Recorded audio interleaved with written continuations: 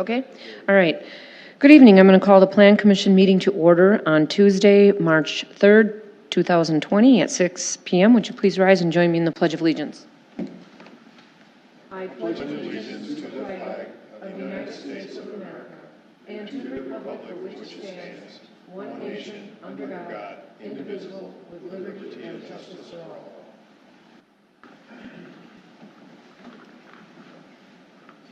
And roll call. Commissioner Graff. Here. Commissioner Oliver. Here. Alderman Kubaki. Here. Mayor Shivarati. Here. Commissioner Jacques. Commissioner Buckmaster. Here. Commissioner Bartlett. Here. And Adam is not here. Statement of public notice. The agenda was posted and distributed to all news media requesting notification in accordance with the open meeting laws on Friday, February 28th. Thank you. And then we have approval of the minutes of February 4th. I will move to approve. Second. Any discussion on those minutes?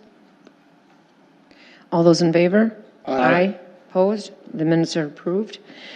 Consent agenda items, business, whatever. Resolution PC 006-2020, approval of an annual review for Fry Auto on Loomis Road. Resolution PC 007-2020, approval of an annual review for Durham Hill Auto on Loomis Drive. Resolution PC 008-2020, approval of an annual review for Schaefer Snow Plowing on Racine Avenue. Resolution PC 009-2020, approval of a biannual review for outdoor storage on Saturn Drive. Resolution PC 010-2020, approval of a biannual review for RD Meyer Storage on Test Corners Drive. Resolution PC 011-2020, approval of a biannual review for the George Alex property on Loomis Drive. Resolution PC 012-2020, approval of a 6-month review after occupancy for Pinnacle Peak on Pioneer Drive. And Resolution PC 013-2020, approval of the sale of fireworks at Jets Fuel on Janesville Road.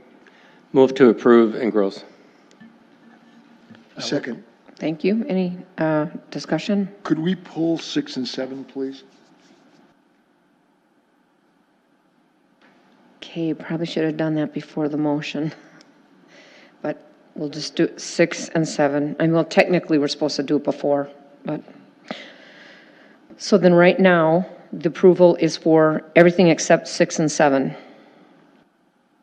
Any discussion on the 8 through 13? Okay, all those in favor?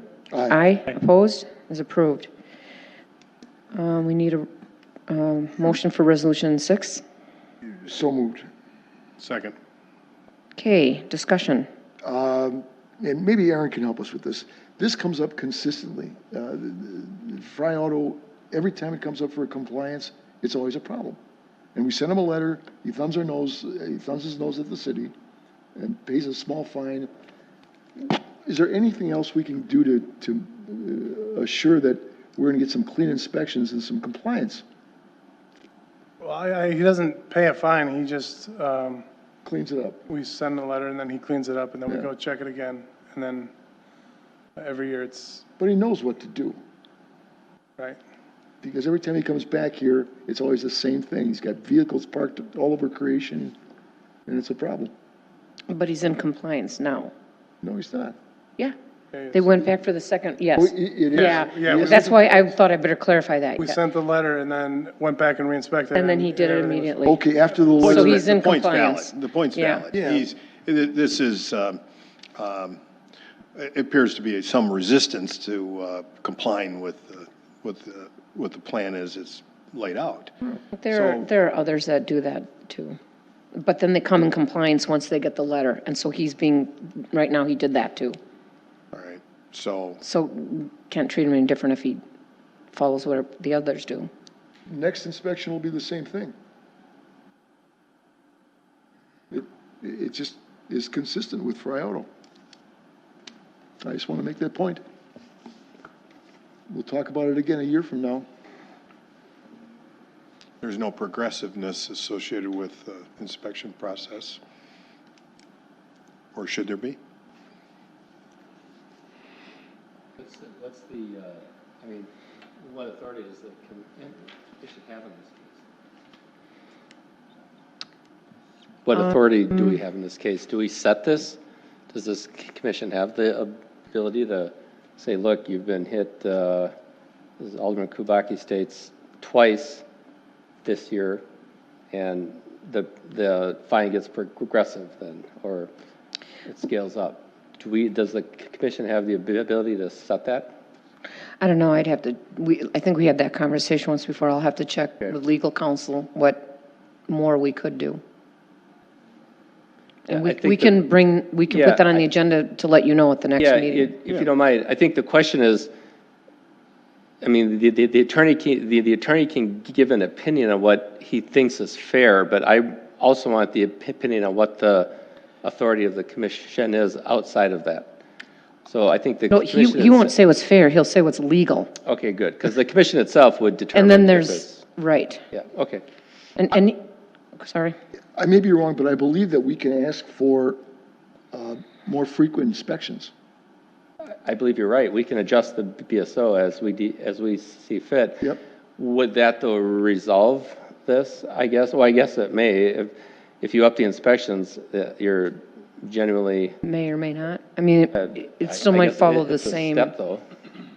The trend isn't good in that more frequent inspection is just going to put it in front of us more often.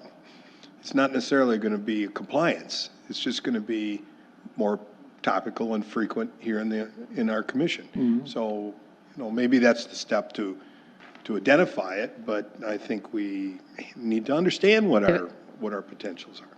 And if I recall, I think the legal situation is that when they're not in compliance, when the inspection happens, the process is a letter has to go out notifying them, giving them X amount of days or whatever to rectify it. Once they rectify it within that time frame, they're good. There's nothing you can do.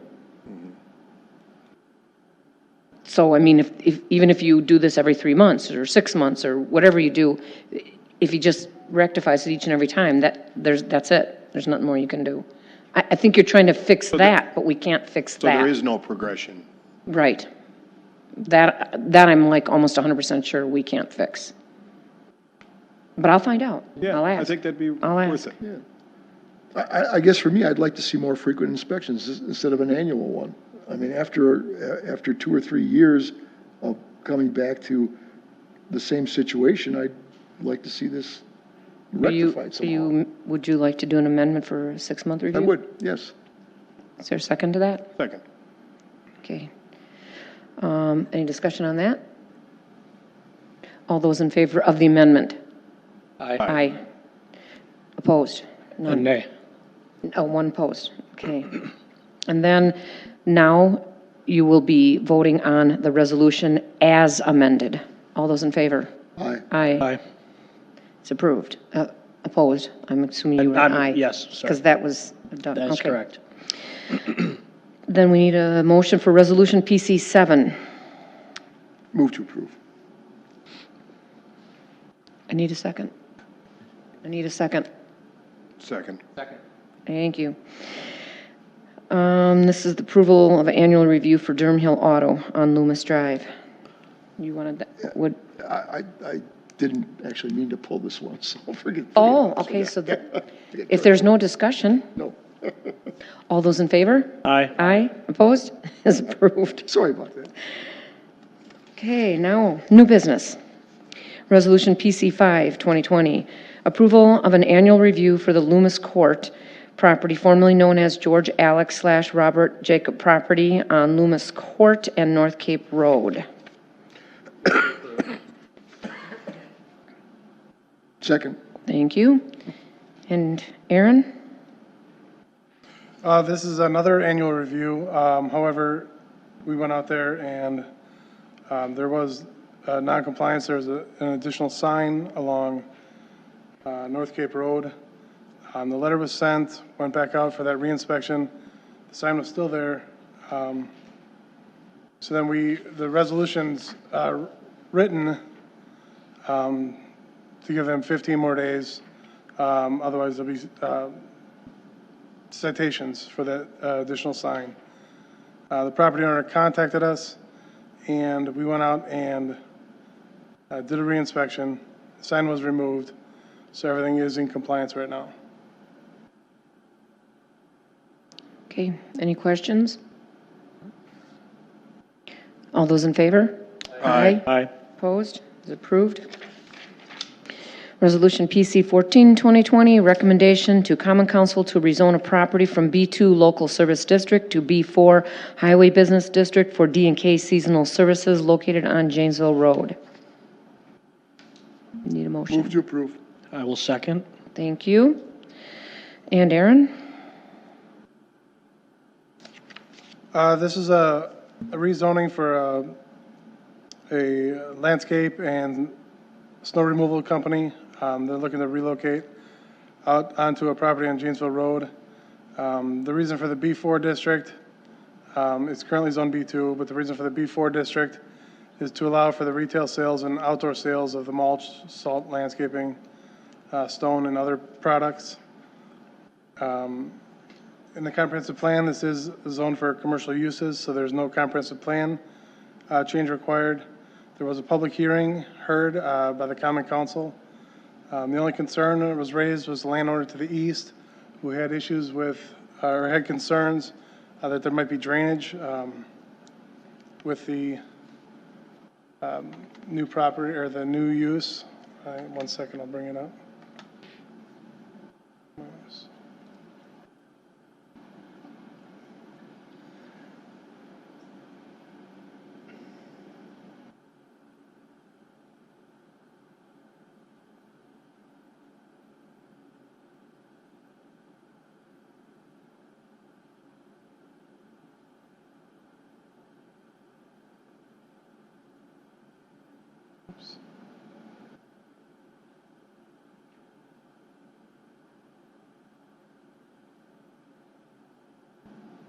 That was it. There we go. There it is. So there's a site plan for everyone to see. Like I said, the landowner to the east was concerned with the outdoor sales in the back, the mulch and the salt in those bins, and any drainage and runoff that would occur from that. We looked into it, and it does appear that this property is lower anyways, so there wouldn't really be drainage onto the neighboring property, but that would also be something that would be looked at is when during the building site and operation plan. This is, the resolution's written that the rezoning is contingent on approval of a building site and operation plan. There were also two residents that came in, again, two neighbors. One was worried about the property values of neighboring properties, which wouldn't really be a concern. The second one was the plantings along, shown here, that go all the way to Janesville Road. The neighbor is concerned that the visibility to their sign will be diminished based on that landscaping. Again, these are issues that would be brought up and addressed during the building site and operation plan. So other than that, that was the only comments we heard. So our resolution is to recommend approval to the Common Council. Thank you, Aaron. Any questions or comments? I believe the drainage, according to the current owner, goes to the south to the, on the property. There's a little creek or something back there? Yeah. One of the neighbor's properties actually pitches into this property that's in question, and the rest of the property pitches to the south, which is a We Energies easement area back there, which wouldn't affect any businesses connected. Just one comment, I guess. So it'll come back through for a building site and operation plan, and at that time, they'll bring in more detailed landscaping plan and Right. what they're doing. Okay, Right. excellent. Okay. All those in favor? Aye. Opposed? Is approved. Resolution PC 15, 2020, approval of a metal accessory structure for Steve Stack located on College Avenue. Move to approve. I will second. Thank you. And then Aaron?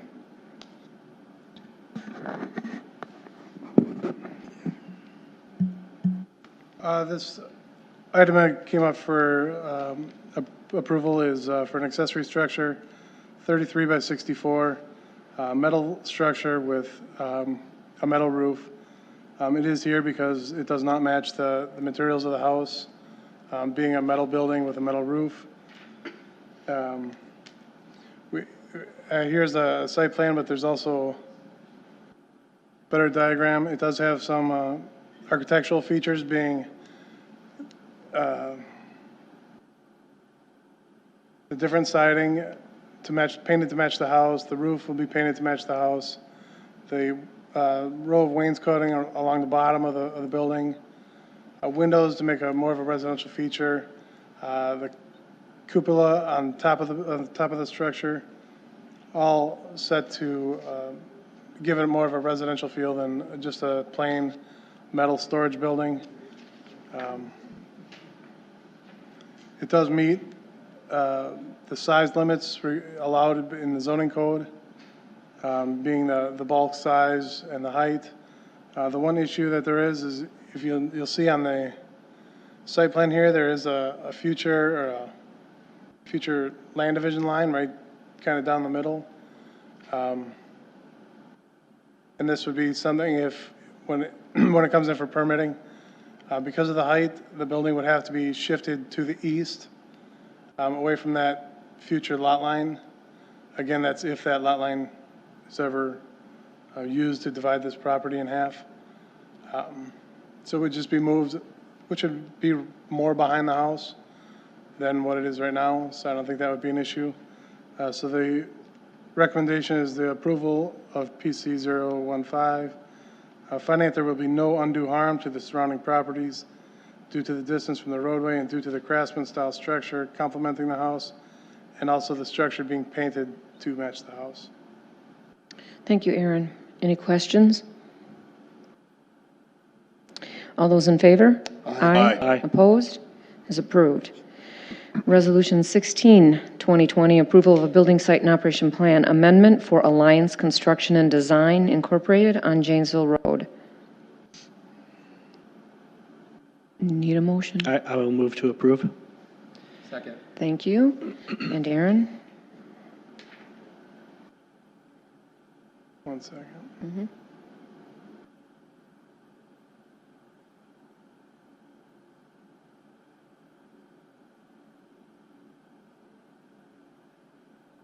Okay, we saw a similar proposal for this same property last year, except it was just going to be an addition to the back of the building and the front of the building, keeping that one bay car wash to the east. Now it is coming back because now the new proposal is to remove the entire building, except for that one car wash bay. It would be an entirely new building. It's a 5,636 square foot addition, if you will, to the car wash bay.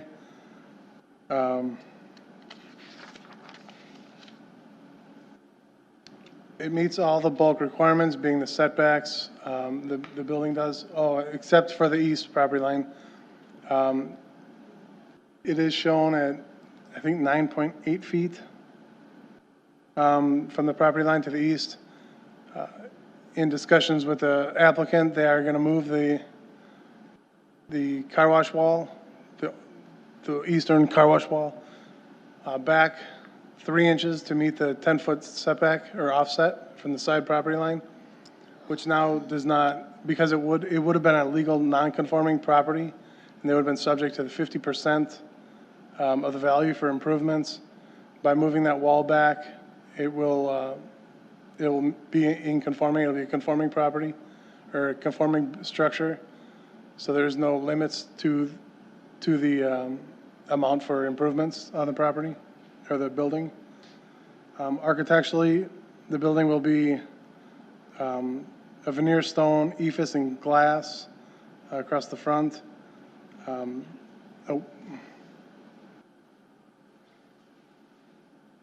that one. Either one. And on this, you'll see on the eastern elevation, it shows just the painted CMU block. That was going to remain. Now that that's going to be moved, it will look more like the other elevations of the building. As you'll see in the supplement, they are short on the 50% masonry, being the front at 32.8, the side 36, so, and the others the same.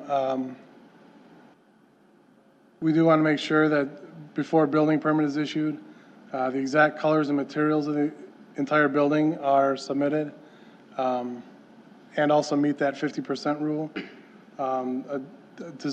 identified in the design guide.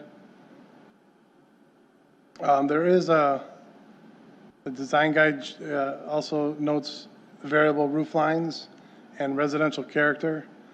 This roof is noted as being either a standing metal seam roof or the asphalt roof.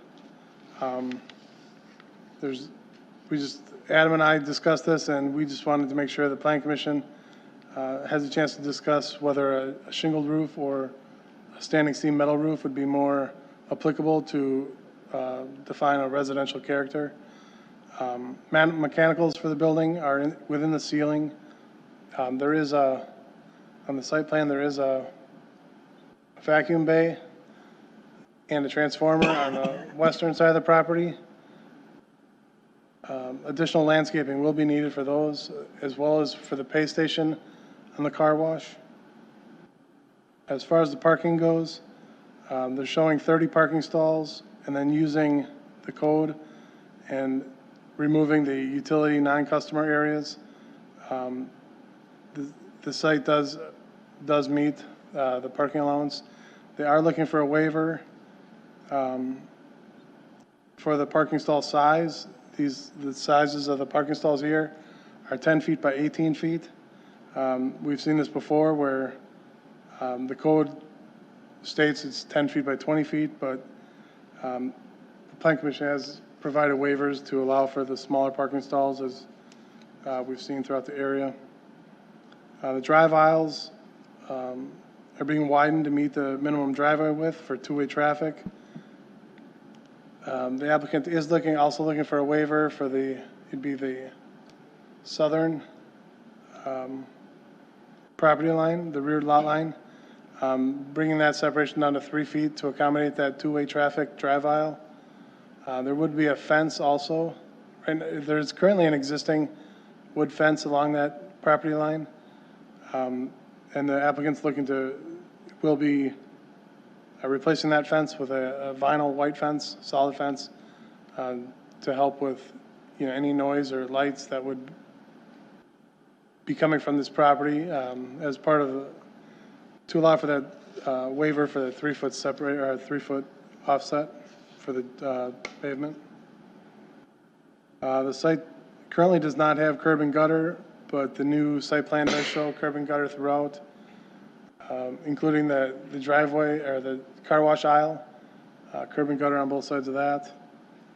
The other thing with the vacuum along Bellevue Drive, it is within a WEPCO easement right now on that drive, so We Energy's approval would be needed in order to put that car vacuum there. Again, the wood fence would be replaced with the vinyl fence. The dumpster enclosure would be the same fencing materials, including the gate. That's in the corner along Bellevue Drive.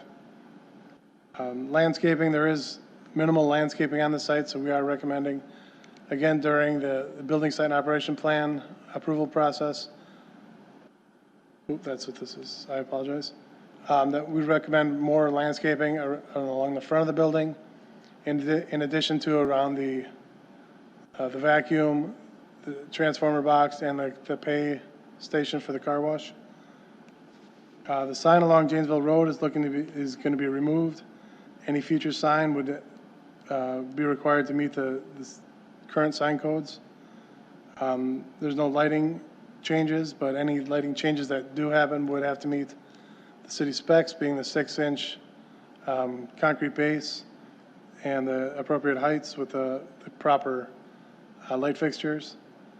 And then last time we saw this, we looked at operation hours of the laundromat being from 5 a.m. to 11 p.m. and the car wash, limiting that from 7 a.m. to 10 p.m. just to reduce the impacts on the neighbors with the blow dryers when they're leaving the car wash. So unless there's any changes or recommendations to change those, and that's how the resolution is prepared. So our recommendation is to approve Resolution PC 016-2020 with the conditions noted. Thank you, Aaron. Any questions? I think it's pretty well covered. Yeah. That east wall, that's where the car wash is, right? Yeah. So they're gonna take that down.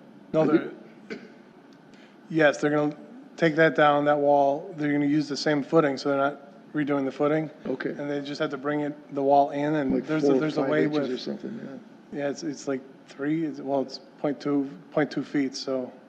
So that won't disrupt the use of the car wash? No, Okay. they said there's a way that they can use the same footing with, new construction standards, that they can just bring the wall in to meet that 10-foot requirement. Okay. Okay. Okay. I just have a question, or a statement, I guess. So this is good. This was a nice supplement, so thank you. The one point I want to just add is that, so the 2 tenants that have not been identified yet, with the requested waivers here and parking, so we removed the cross-access easement from here years ago. So I just want to be clear that I would not be open to recommissioning that with all of these additional waivers being sought. So just want to make that point clear, because we had envisioned this could possibly happen again, and we removed that cross-access easement to the other businesses along here for the purposes not to to not contrast with the traffic going through the car wash, and it wouldn't affect the other tenants. So I think our goal is to typically allow these cross-access easements across a strip mall type setup. So with all of this happening here, that would not be possible going forward. So I just wanted to make that clear. Otherwise, I think this was very well done. So thank you. Thank you. Anything else? You mentioned, and I see on the plan that there's the option for shingles versus metal roof, and you're looking for our Just take on kind of that. some input, if, to reflect the residential character in the design guide, whether standing seam metal, which is becoming more and more popular on residential buildings, or the asphalt shingle roof. Yeah, I mean, I don't have a strong feeling one way or the other. I mean, a metal roof is longer lasting, higher quality, more expensive. I mean, typically a better product, so I'd lean that way, probably. And it's becoming more common. Yeah. Yeah.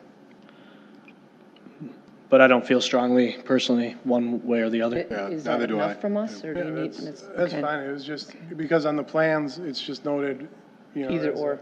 Either or, so we were just looking to see if the plan commission had direction, what they preferred to see, or, if there was a common theme as far as, you want shingles over metal, or, vice versa. Have we had that put in front of us before? I don't really recall. I don't recall. I don't it, have a yeah, strong but I opinion. don't have a strong opinion either. I'm good with both of those. They're quality products. As am I. The color is probably more important, to be honest with you. Right. So if you end up with a blue Culver's roof here, that would not go well. All right, well, the plans in here So you don't want an orange metal roof? have all neutral tones, which again is part of the design guide, so this is, And just to clarify, I think I heard that right, but and the documents don't show it, but, so when the east wall is reconstructed, it's going to match what we're seeing on the other three sides of the building? Correct, and that's Okay. written in the resolution. Okay. But all match as far as the same materials and colors, but they'd still have to bring up the masonry to meet the 50%. Sure, so the sill course that goes around the building right now would have to carry around that side? Yeah, okay, yep. Okay, and just for the record, it's a big improvement, very attractive. Anything else? All those in favor? Aye. Opposed? It is approved. Resolution PC 17-2020, recommendation to Common Council to amend Chapter 400 of the Municipal Code Sections 400-15, 400-17, 400-29, 400-31, 400-42, 400-62, 400-76, 400-159, 400-166, 400-181, 400-190, 400-193, and 400-216. Move to approve. I will second. Thank you. Do you need Aaron to go through anything? Every line. Everyone. No. I can cut through Can you it pretty quickly, yeah. give us the condensed? Well, as you probably know, staff has been directed by Common Council and Committee of the Whole and the Plan Commission here to look into reuse of barns for wedding or event venues, allowing goats and scoreboards. And then we also keep a tally of things like the parking stalls that become, common themes to update the code. So in short, barns as the event venues. We're looking at the reuse of existing barns as a conditional use grant, so this wouldn't be a use by right. And in the conditional use grant, there's if you saw the amendments, there's a list of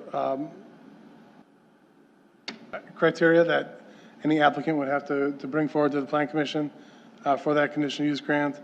Everything from, the amount of, or the music, the amplified music in the building, to the amount of people that can be in the building, everything like that. Any ancillary uses that would be alongside an event or a wedding at a barn. We also, by doing this, we included, or we added a line into the B1 district to exclude wedding barns and keep this as in the RCE district. And then we had to add the definitions. As far as the scoreboards go, that is something because scoreboards aren't even mentioned in the code right now, as you're aware. So this, we did a lot of, with all these, we did a lot of research on surrounding communities. And here, there's a lot of design flexibility for scoreboards in government, park and rec districts, or outdoor recreation facilities. A lot of design flexibility so applicants can come to the Plan Commission. And then also dealing with sponsorships on the back sides or, I guess, front sides of these scoreboards. And then as far as the goats and sheep, we were looking into the goats, but in our research, we found a lot of communities they combine goats and sheep together for different reasons, but they are very similar animals, I guess. So here we added goats and sheep into livestock and put that in the definition in the code, and then also made sure that we kind of clarified how the number of animals on each property, or how you calculate how many animals you can have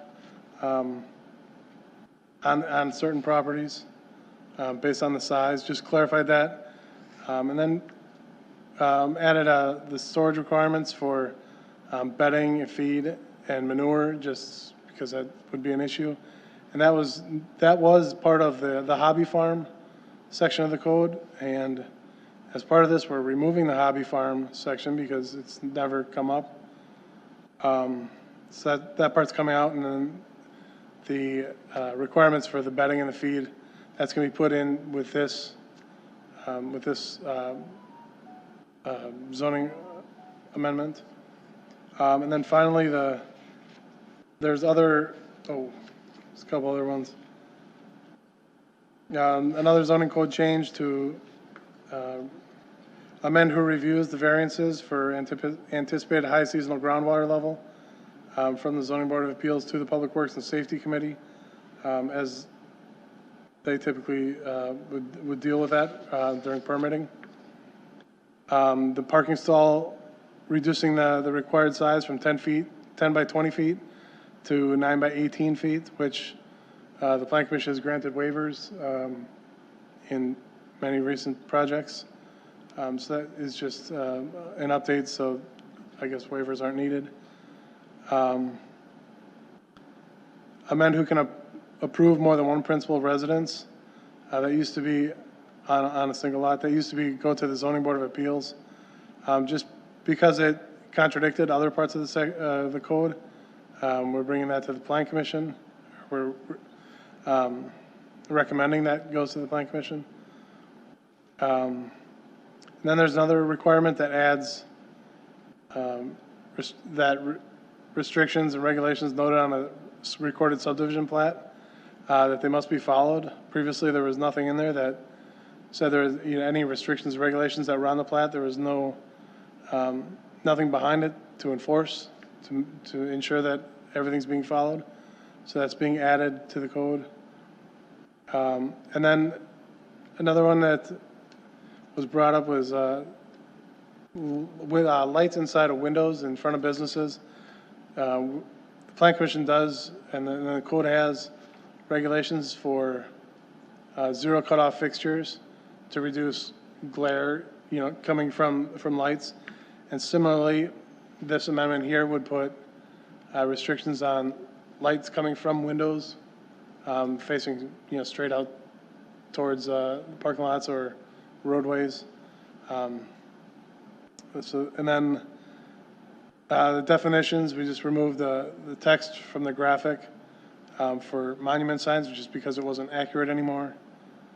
And then there was 3 other amendments to the zoning code dealing with the Plan Commission and the aldermanic member, how they're appointed, and what happens when there's a vacancy. The 3 of these amendments were to match the state statutes. And that's all the zoning code updates in a nutshell. Thank you.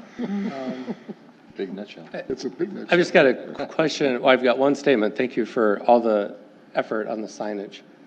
I know the phone calls and the emails, I appreciate you working on that, and I think that was very well done.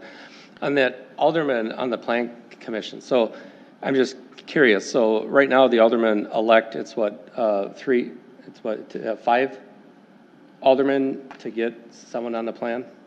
Majority. I think it's just a majority, yeah. Majority, so state statute says you can't? State statute just says that the mayor does it, that's all. And and our attorneys are always, even the So the state contract attorney. statute says the common council can't do it, it has to be you. No, it just says the mayor does it, period. So we always try to, every attorney we've ever had, always try to comply with state statute, because once you start deviating from that, it gets messy, that's all. So that's probably fine. I just find it odd because the last time this was updated state statute was 25 years ago, and we've operated fine. Multiple attorneys. Do you know that? Yeah, it's right here. It says online, so I don't Okay. understand that. But it's no big deal. I mean, if that's what. Well, that's up to the you're council, but gonna yeah. do, but, I mean, I don't know why as a council you'd want to give that away. That's Well, just a it's thought. subject to the approval of the council. Yeah, So I mean, it would seem to me that you would want to keep that. Just a thought, but I mean, it's your choice, but I don't I don't think the state statute says the mayor has to do it. It just says maybe it's in line, or the mayor may generally appoint, but I'm just wondering why over the years this is just being brought up now. That's Probably all. because nobody in the past took a serious look at it, and that, we've done that with a lot during this recodification a year or two I mean, ago. I'll say to be yes here consistent with just to state. get this through, but I would look at. I did look at the into that. state, I did look at the state statute. It does just say mayor appoint. Obviously, as a community, if you When chose it- to have more regulation on that, I don't think that would be a bad thing. One of the things that I know came up in discussion quite a while back, is that having the mayor appoint, it's supposed to be not non-political, but whereas if aldermen can do it and there's a development they see forthcoming, they can put their person on to try and block something. I think that was one of the concerns. I have no idea if that's true, but Yeah, I mean, I'll say it yes. just but- mirrors the state statute. Yeah, I mean, I'll say yes, but I would just give my personal nod to the council. I would choose to just, if you're putting them on here, you would want to put any replacement on here. And I think generally speaking, that's worked fine. And it is a political office, so that's what we are. There's no way to avoid it. So I'm sorry, anyone trying to get away from politics being politics is, well, they're not thinking right then, because we are politics when you're elected to office. So I would just give that to to our council, that I would probably want to keep it in the side, but that's all. But so I just saw that on there. I was like, that seems right. I do have one other question on this. It jumps back to, I guess, more or less this, the groundwater issue. I know this comes up a lot. It doesn't come in front of us so much, but I know a lot of people, when they've been developing a house, we obviously have a high water table in a lot of areas of the city. And so that only the Public Works and Safety Committee have control over that. Is that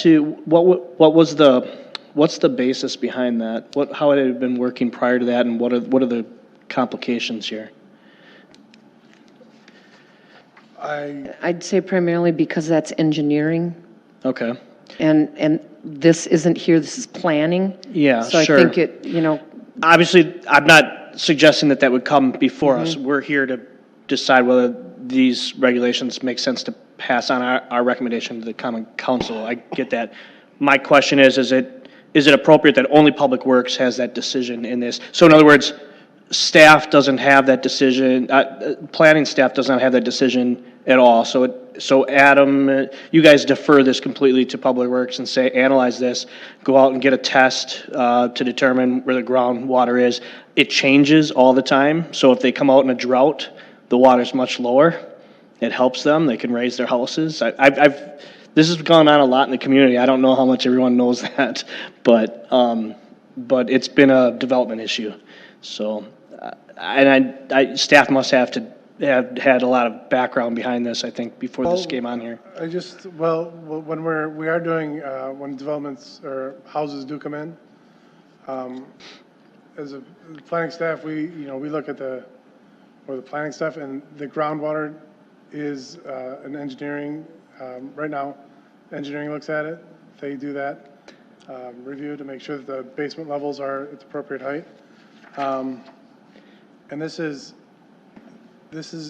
just, we're adding in any variances to this requirement goes to the Public Works Okay. Safety Committee. Okay, so any variance? Yeah, Okay, that's maybe what I that misread. Okay, I did miss that part. I missed that part. I thought it was strictly their decision. Okay, No, that I makes apologize.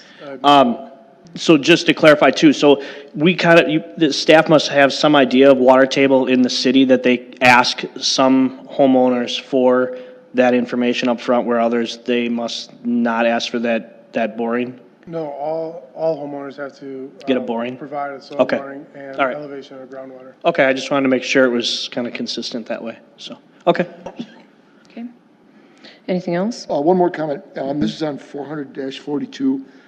At the public hearing, someone mentioned if we could create some sort of matrix just to identify the types and numbers of animals, more of a chart type of thing, because it's, in reading through there, it's difficult to decipher how many chickens, pigs, and cows, or whatever they are. Right. Yeah. Well, I asked that question, I'll let I you. believe that went, because someone looked at New Berlin's code, Okay. and they really break down animals into, a zillion different categories. Sure. We don't do that. We tried to just make this livestock being, a horse, Sure. cow, goat, sheep, to simplify it and make it easy. So Would be no chart hardly. it wouldn't be much of a chart. That's why we added we're in here, in the proposal, it talks about, there's an example here that will be in the code, for a 3-acre lot, you're allowed 3 head of livestock or 60 chickens.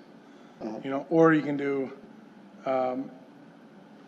Fewer chickens you and could do more, like yeah, 1 sheep, yeah. 1 goat, and 20 chickens. Right. But whatever that number is, just try to, with that one sentence or one little short paragraph, tried to make it not as difficult, I guess. It was a comment that As- was brought up at the Right. public hearing, so I thought I'd mention that here. It's like Noah's Ark. It's just not the same as what New Berlin's doing, so. Anything else? All those in favor? Aye. Opposed? It is approved. Miscellaneous business?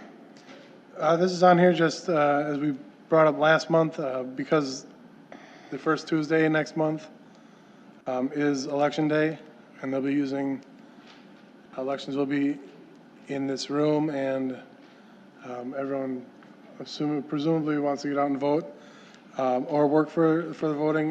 The Plan Commission meeting date, will be moved, to April 2nd, to Thursday prior to it's the first Thursday as opposed to the first Tuesday.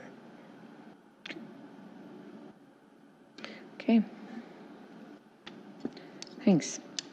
Nothing else? Is there motion to adjourn? I'll make a motion. Second. Thank you. All those in favor? Aye. Aye. Opposed? We are adjourned.